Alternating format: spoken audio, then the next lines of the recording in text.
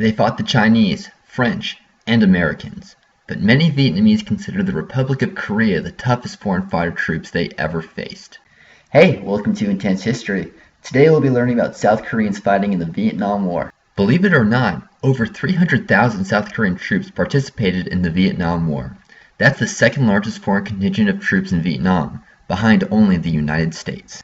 The Korean soldiers that volunteered to fight in Vietnam would, quote-unquote, receive credit for 3 years of military duty for each year served in Vietnam, as well as additional monetary entitlements. Further, combat duty would enhance their future army career. A deal made with the Americans stated that South Koreans would be given equal priority for air support as other units. The South Koreans were also given American weapons, including the M16 rifle, for superior firepower against their foes. The 2nd Marine Division, also called the Blue Dragons, made its debut in Vietnam in September 1965, as well as the Tiger and White Horse divisions.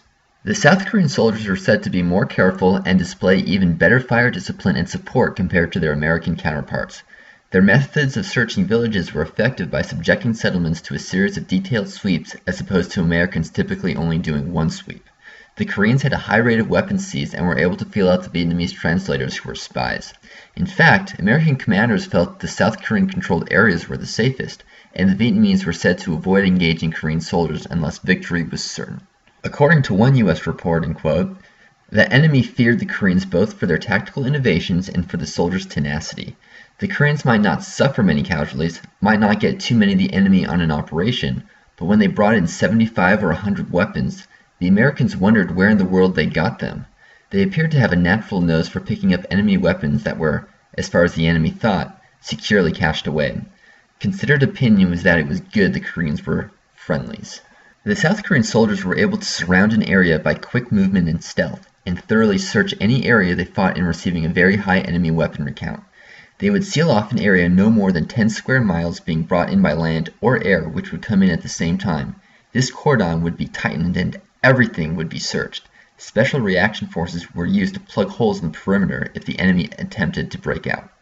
The most famous battle fought by the South Korean troops was the Battle of Tra Bien.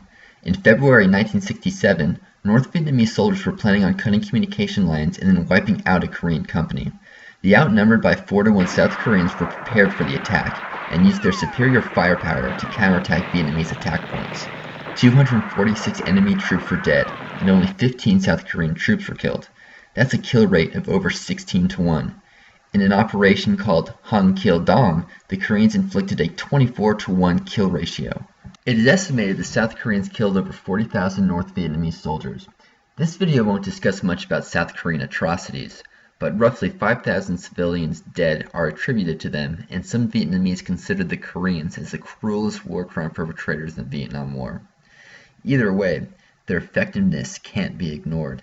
It is estimated the South Koreans killed over 40,000 North Vietnamese soldiers. About 4,000 South Korean troops were killed in the Vietnam War.